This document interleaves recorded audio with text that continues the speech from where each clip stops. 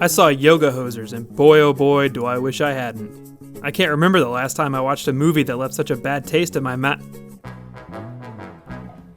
Oh, so you can't criticize it because he made it for his daughter. Shit. I guess that when an artist puts a work out into the world, if they made it for personal reasons, you can't say anything bad about it or you're just a hater. Well, pack it up, folks. Show's over. See you next time. No, I want to get this out of the way right at the top.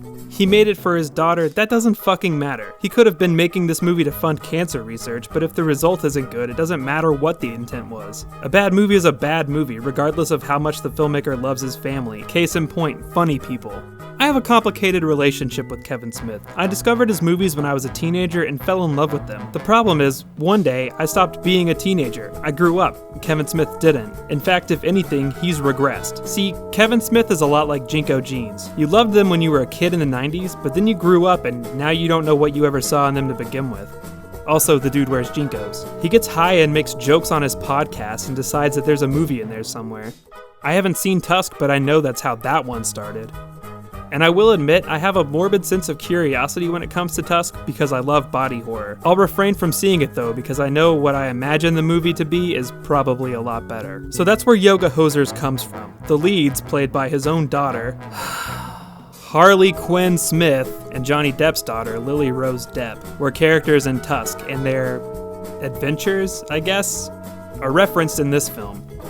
They are the titular Yoga Hosers, something the movie keeps saying like it's a thing. It's not. No one would ever call anyone that for any reason. Goddamn yoga hosers. Goddamn yoga hosers. You're one of these fucking loser mall rat kids. Oh, where do you start with this movie? Well, how about the fact that this film is so condescending towards Canadians? The whole thing feels like it was put together by someone whose knowledge of Canada extends no further than Degrassi and Strange Brew. Everyone speaks with exaggerated accents. Technically, there's a school honor policy about camera phones and PE.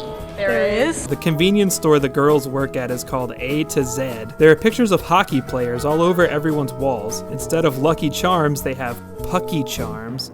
Okay, you know what, Kevin Smith? You can just say what things are. Lucky Charms exist in Canada. You don't have to make some insulting forced joke, you fucking hack. The film opens with the girls and Adam Brody, for some reason, playing a song, if you can call it that. Now we're clever, and we take no shit, and we don't care for writing hits. The sound you hear is what we like, and I'll steal your puppets like I stole your socks. Yo, man, what's the matter with you? Sorry, I'll get it next time, I promise. And one cool thing the movie does is fill the opening credits with emojis. And by cool, I mean lame. How do you do, fellow kids? What?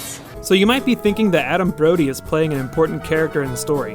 Nope. He's in a few scenes and that's it. He has nothing to do with anything. His name is Ichabod, and he hangs around with two 15-year-old girls, and I'm not supposed to think anything predatory is going on here? Whatever you say. The movie is full of characters like that, actually. There's the history teacher that only appears in one scene to tell the girls the backstory of the Canadian Nazis. Yeah, really. The principal that exists only to be a sassy black woman and give them their phones back. The gym teacher who takes their phones. Jason Mewes as a cop. Justin Long as their yoga instructor, Tony Hale and Natasha Lyonne as Colleen M's parents, and Kevin Smith's wife as Colleen C's mom. And I'm sure there's more I'm forgetting. Seriously, this movie throws character after character at you, and none of them do or say anything important to the plot. Nothing moves the action forward in this movie. It's just a conveyor belt of lazy storytelling, which is Kevin Smith's trademark. Another cool thing they do is, whenever a new character is introduced, they show this lame pixel art Instagram thing, oh sorry, I meant Instacan, with an 8-bit version of Oh Canada full of useless facts for all these equally useless characters. I'm not kidding, I added them all together. It's more than a minute of the movie's runtime, which in a normal movie wouldn't be so bad, but A, they're completely fucking pointless because none of these characters matter in the slightest, and B, this movie is desperately trying to reach feature-length running time. Without the credits, it's around an hour and 16 minutes. Then you have to count in all these scenes that you think will pay off later, but don't. Then take out this weird song the girls play to cockblock Tony Hale. Then take out all these lingering shots where the camera leers at teenage girls. Dude, that's your daughter, you fucking reprobate. In fact, just take out everything. Take out the whole movie, we're done here. The girls' phones get taken up in PE, so they go to see the principal at the end of the day to get them back.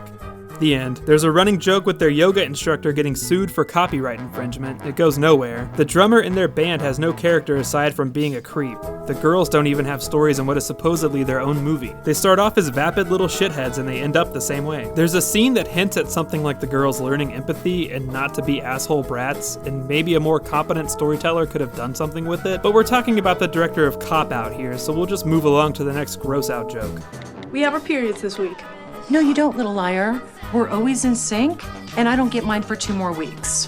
Holy shit, you still get your period, Miss Mackenzie?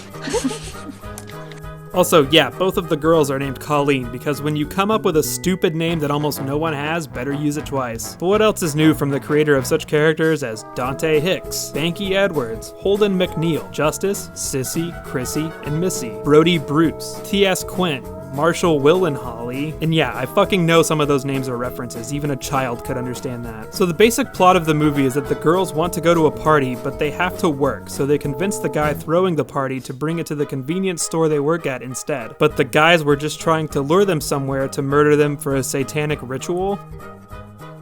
This also goes nowhere, by the way. Right when the boys try to kill the Colleens, oh, fucking come on, man, you made Dogma! These Nazi sausages show up and kill the boys. Wow, lucky for the Colleens. You know, I would have accepted a movie about 2 girls stuck in a building with Satanists trying to kill them. It could have been something dark and intense like Green Room, even though I'm sure Kevin Smith wouldn't have been able to pull it off. But it would have been better than Nazi sausages. Anything would have. Hey, guess who's playing the Nazi sausages? It's Kevin Smith. Come on, man, you make Clerks! Not a very big threat, though. The girls are able to beat them with some really clumsily choreographed moves. I guess that's the payoff for the yoga thing earlier, but like, they're just sausages. They don't look or seem threatening at all. Wait, Chuli's Gum? Does this take place in the View Askew universe? But this is a Smodcast Pictures production. Smodcast isn't even a good name. Why'd you name a production studio after it? And whatever happened to View Askew? Anyway, the Satanist boys die, and the girls are blamed for the murder and taken to jail for like 5 minutes. They're busted out by, oh shit, I can't believe I forgot to mention this. Johnny Depp is in this movie.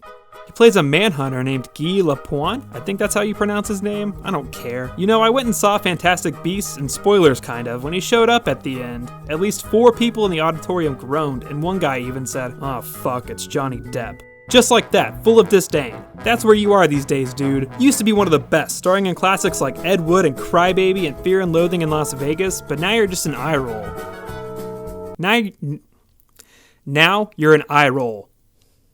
Does it sound like I'm saying eye roll? Say again. Eye roll. Eye roll. Eye roll. Yeah, that's okay.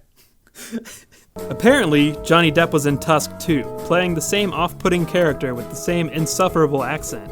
Seriously, what is that? Who talks like that? Who anywhere at any point in the entire history of the world has ever sounded like that? Anyway, Johnny Depp's it the fuck up with the same magnetism and dedication to his craft that made Mordecai a box office smash. He comes around earlier in the film to ask the girls if they know anything about a series of murders, and then he shows up again to save them from the police station because for some reason he believes their story about Nazi sausages. He shows them the remains of one of the...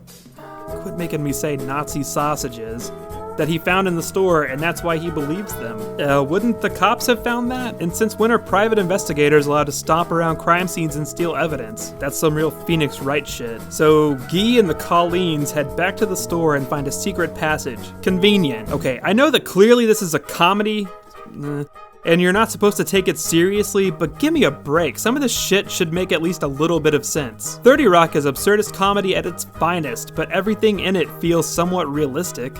Well, almost everything. This is when you meet the villain of the film, a Nazi. Yep, Nazis in Canada. You get a completely unnecessarily detailed backstory via flashback earlier, featuring Haley Joel Osment as a Nazi, member of the alt-right. I haven't seen the script, so I can't say for sure, but I'll bet you anything it says a crowd of people here. The best they could do was 6. Can you imagine walking down the street and seeing this being filmed? You're just going about your day when you suddenly hear the kid from The Sixth Sense shouting alt-right propaganda to a few extras. What a weird day. Oh, hey, speaking of The Sixth Sense, man, how good was Split? I mean, the movie itself was good, but the last 30 seconds seriously shot that baby up from a B+ to an A+ for me. I haven't left a movie theater that excited since Nick Fury walked up to Tony Stark to tell him about the Avengers Initiative. Huh? Oh, yoga hosers. I don't feel like explaining the bad guy's backstory, so I won't. He talks almost entirely in impressions. So, in an effort to make our future communications less spooky and more friendly, I will now be speaking only in the voice of American movie star Al Pacino. Oh, I bet all you need are the dulcet tones of one of Hollywood's greatest living actors. Ooh-ah. Do you know what? It's not that half bad Al Pacino there. Thank you.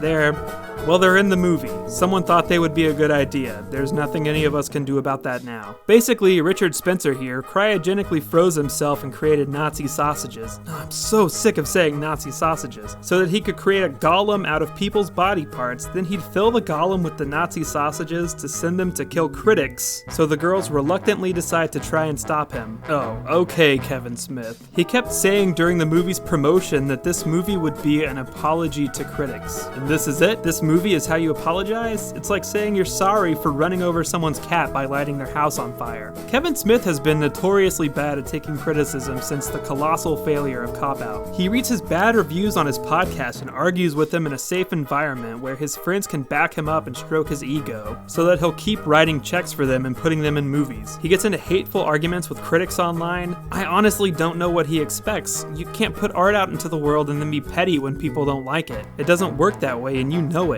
Yeah, critics get things wrong every now and then, but you don't see fucking David Wayne lashing out at people who didn't like Wanderlust. So the girls fight the flesh golem full of Nazi sausages. You know, just because something hasn't been done before doesn't mean you should do it, no matter how high you get. And here is where I want to point out something very obvious to anyone with like half a brain. Kevin Smith is ripping off Scott Pilgrim, like shamelessly. I mean, what the fuck else would you call it? The problem is that whereas Edgar Wright is one of the most talented filmmakers working today, Kevin Smith isn't. He has no style, he has no eye for visuals, he doesn't know how to use camera movement and editing and practical effects to make something full of frenetic energy. It's the difference between something like this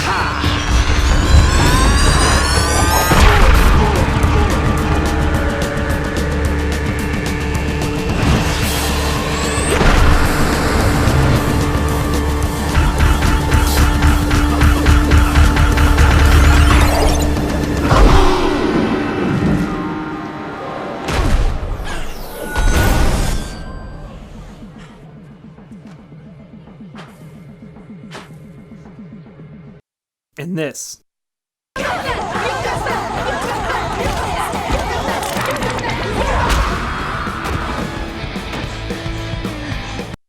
It's the difference between this. Before you hear some dirty lies from someone else, yes, I'm dating a 17-year-old. Oh, is he cute? Ha ha ha. Does this mean we have to stop sleeping together? See another bed in here? Oh yeah. You're totally my bitch forever.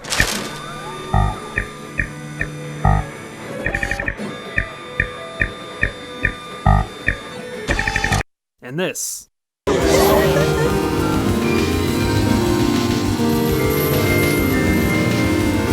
It's the difference between a good movie and a bad one. But hey, if you're gonna rip someone off, might as well be one of the masters. They beat the monster and that's it. When the movie ended, I couldn't believe it. Mainly because nothing fucking happened. I didn't laugh at all, I didn't smile once. My girlfriend fell asleep halfway through and said she hated me for making her watch it with me. I'm almost positive she was only joking, but honestly, I don't think I could blame her if she wasn't. Anyway, yeah, total waste of a movie. I can understand being proud of your family and loving your daughter and feeling like she's the most talented kid you've ever seen and wanting to share her with the whole world. And for what it's worth, the girls are fine. Nah. But don't you think she deserved better than this? Don't you think your daughter deserved to be in a good film where she could shine? And I'm not talking about Jersey Girl. Don't you think a film you were making supposedly for your daughter could have had a little more thought put in? You know, in spite of all the garbage he's dumped upon the world, all the goodwill he's squandered, all the comic book men and cop-outs, and Zack and Miri make a pornos, and chasing Amy's, I still like Kevin Smith as a person. I still enjoy just listening to him talk when he isn't being petty or childish. I think he can be really funny funny when he's just talking to people, and if you want to hear some good podcasting, listen to the first 7 or so episodes of Jay and Silent Bob Get Old, where they talk about Jason Mewes' past issue with drug addiction. It's a really touching story. You can also read the whole thing online. Just Google it, I'm not your mom. Basically, at the end of the day, Kevin Smith will just deflect all criticisms that come his way, saying he was intentionally making a bad movie, or it's a cartoon, or I made it for teenage girls. First of all, no intentionally bad movies are ever any fun. Look at Birdemic versus Birdemic 2. Look at The Room versus The Neighbors. Do you see the difference? I wouldn't think you could. And you made it for teenage girls? Like, at the end of the day, it's a movie for tween girls. Like, I'm not saying it's not for everybody, but like, you hope everybody enjoys it. But the target audience, like, wasn't a man of John DeFore's age. And I'm not excusing the movie, but it's like, why? He would never go see that. And a lot of my fans who are older like me would probably never want to see it. I've heard from a lot of them on Twitter like, hey man, I can't wait for Moose Jaws, but this ain't for me. But the ones with like daughters, they're gonna dig it. Wow, fuck you too, buddy. How little do you think of teenage girls that you'd think they would find anything to enjoy here? You made this movie for yourself. You scraped some money together from 50 seconds worth of production logos and made a movie for yourself and your friends. Which is fine, make the movies you want to make. I suppose I didn't have to watch it. But I fucking did. Wouldn't it have been nice to put in even the smallest amount of effort and pleasantly surprise everyone? Nah, I guess I'm just a hater. So since I'm just a hater and you can't criticize a movie that an untalented person made because you're just a hater, I'm forced then to give Yoga Hosers a 10 out of 10 times 0, which equals 0.